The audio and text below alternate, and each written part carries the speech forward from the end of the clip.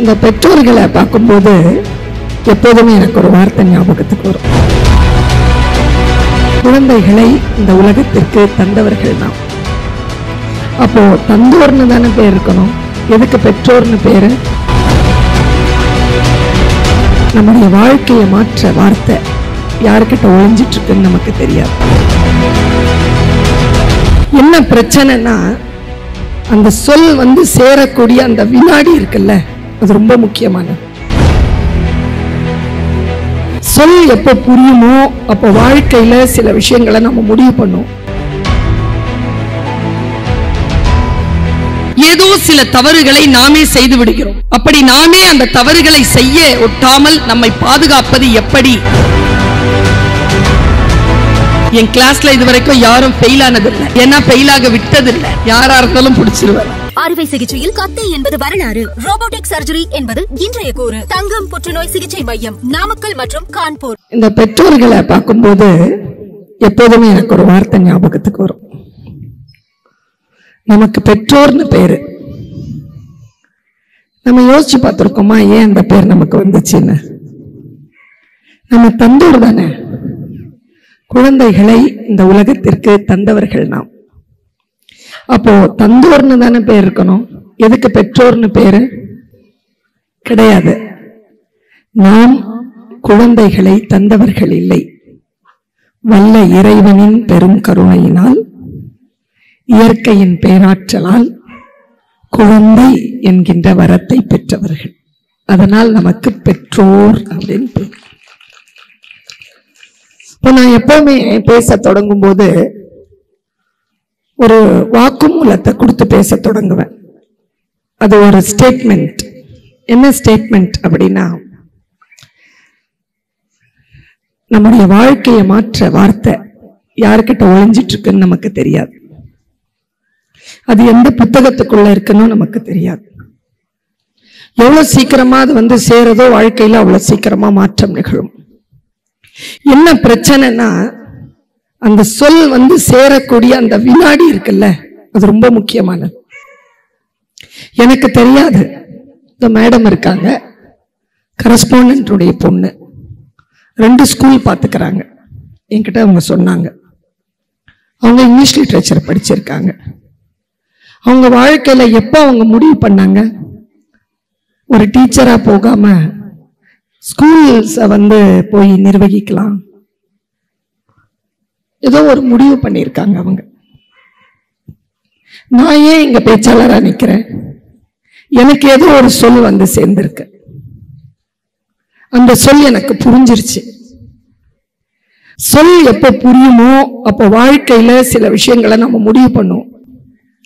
பிரச்சனை என்ன தெரியுமா? நம்ம வாழ்க்கையை மாத்திர சொல் நமக்கு முன்னால சேரும். கவனமா இருக்கிற அந்த நேரத்துல கவனம் சிதறும். இப்போ குழந்தைய கையில வச்சிருக்கிறவங்க, குழந்தை ஏதோ ஒண்ணு கேட்கும், போன் வரும், இந்த வீடியோ எடுக்கிறாரு, நம்ம முகம் சரியா தெரியணுமேன்ட்டு அங்க அப்படி திரும்புவோம். மேடையில யாராவது மேடையில மேடம் கிட்ட ஏதாவது ஒரு வார்த்தையை பேசுவாங்க, கவனம் சிதறும். கவனம் சிதற அந்த வினாடியில நம்ம வாழ்க்கையை மாற்றி போடுகின்ற அந்த சொல் வந்திருக்கோம், நான் சேராது கடந்து போயிடும். மறுபடியும் அந்த சொல்லுக்காக காத்திருந்து அந்த சொல் நம்மை சேர்வதற்கு, நான் சொல்றேன் இன்னைக்கு எழுதி வச்சுக்கோங்க, 30-40 வருஷம் ஆயிடும். எப்பொழுதும் நம்முடைய வாழ்க்கைக்காக நமக்காக வந்திருக்கக்கூடிய சொல்லை தருவதற்கு பிரபஞ்சம் காத்திருக்கிறது. நாம ரெடியா இருந்தா அது வந்துருது. ரெடியான மாதிரி தோன்றி கொண்டிருக்கும் போது சொல் வரும்போது கவனம் சிதறனா சொல் போயிடும். அதனால் நான் ரொம்ப சில மணித்துளிகள் தான் பேசுவேன். நான் சொன்னேன்ல, பேச பேச குரல் சரியா போயிடும்னு. ஏன் சொன்னேன் தெரியுமா? எனக்கு சத்தியமாவே குரல் இன்னைக்கு பேசுறது இல்லை. ஆனா நான் ஒரு விஷயத்தை நம்புறேன், இங்க யாரோ ஒருவர் இருக்கிறார், நான் பேசணும், அதை கேட்கணுங்கிற தீவிரத்தன்மையோட இருக்கிறாங்க.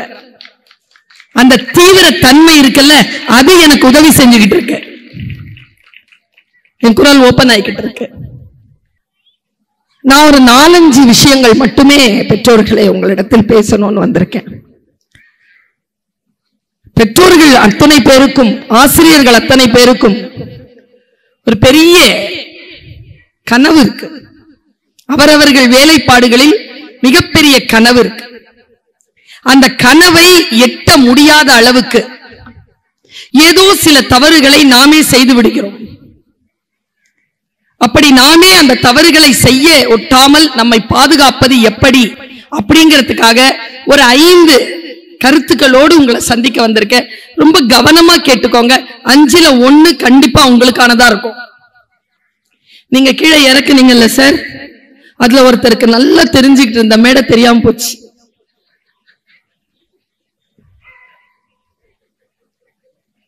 என் கிளாஸ்ல மொத்தம் நான் 25 வருஷமா நான் டீச்சரா இருக்கேன். நான் வெள்ளி விழா நாயகி டீச்சரா. என் கிளாஸ்ல இதுவரைக்கும் யாரும் ஃபெயில் ஆனதில்லை. ஏன்னா ஃபெயிலாக விட்டதில்லை. யாரா இருந்தாலும் பிடிச்சிருவேன். நம்முடைய கவனத்தோடு நான் சில வார்த்தைகளை உங்களுக்காக எடுத்து வந்திருக்கிறேன். 2 ஆண்டு காலமாக நான் இங்க வரணும் அப்படிங்கிற ஒரு சூழல் இருந்தும் கூட இன்றைக்கு என்னுடைய வருகை நிகழ்ந்திருக்கிறது.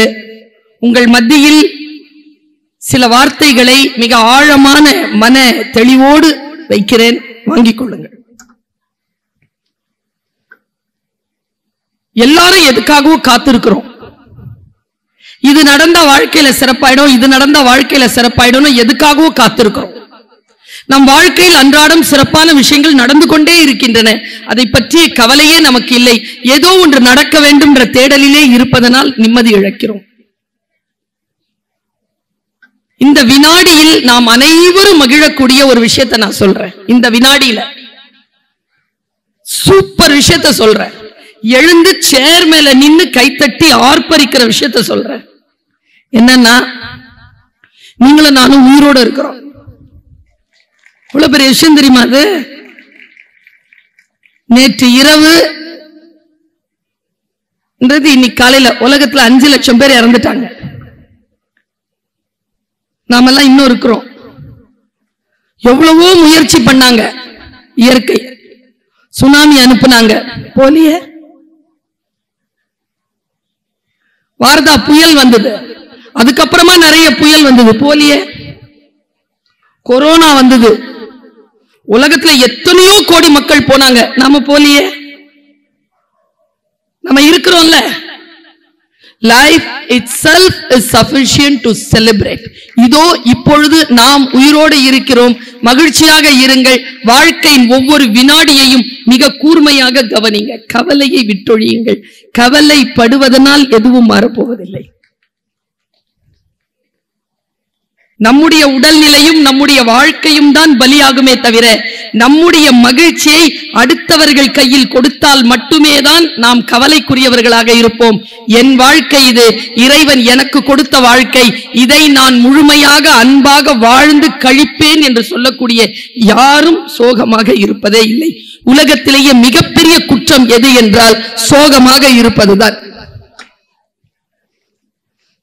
மகிழ்ச்சியாக இருப்பதற்கு என்ன வழி? நான் பெற்றோர்களுக்கு சொல்லுகிறேன், மிக நுட்பமான கருத்தை சொல்லுகிறேன். இந்த திருவள்ளுவர் விழா நடந்தது, அந்த சிலை திறப்பு விழா 25 வருஷம் முடிஞ்சதுன்னு சொல்லிட்டு விழா, பெரிய விழா அரசு நடத்துச்சு. நாங்க எல்லாருமே அங்க நிகழ்ச்சிக்காக போனோம். அப்போ பிளைட்ல என் பக்கத்துல உட்கார்ந்துட்டு வந்தவர் பெரிய தமிழ் அறிஞர் மா ராசேந்திரன். இன்றைக்கு அவர் தமிழ் வளர்ச்சி கழகத்தின் தலைவரா இருக்கிறார். மேனாள் தஞ்சை தமிழ் பல்கலைக்கழகத்தினுடைய துணைவேந்தர், தமிழ் வளர்ச்சி கழகத்தின் இயக்குனரா இருந்தவர், பெரிய ஸ்காலர். அவர் உட்கார்ந்து ஒரு விஷயம் என்கிட்ட சொல்லிட்டே வரார். அவர் மாணவி, நான் உன்னை என் மாணவியாக பெற்றதில் நான் மகிழ்ச்சி அடைகிறேன், பெருமை அடைகிறேன் ஒரு வார்த்தை சொன்னாங்க. நான் சார், உங்க பக்கத்துல உட்கார்ந்துட்டு வர்றதுக்கான ஒரு பாக்கியம் எனக்கு கிடைச்சிருக்கே சார், அதுதான் sir top most gift of my life sir அப்படின்னு நான் சொல்லி பயணம் பண்ணிட்டு இருக்கேன். ஒரு 1.5 மணி நேரம் பயணத்துல அவர் சொன்ன ஒரு வார்த்தை. நான் ஒரு விஷயம் சொல்லவா? நாம ஒரு இடத்துக்கு போவோம், ஏதோ ஒண்ணு தேடி போவோம். ஆனா இறை அருள் இருந்தா தேடி போறதை விட சிறப்பானது நமக்கு கிடைச்சிரும். அறுவை சிகிச்சையில் கத்தை என்பது வரலாறு, ரோபோட்டிக் சர்ஜரி என்பது இன்றைய கூறு. தங்கம் புற்றுநோய் சிகிச்சை மையம், நாமக்கல் மற்றும் கான்பூர்.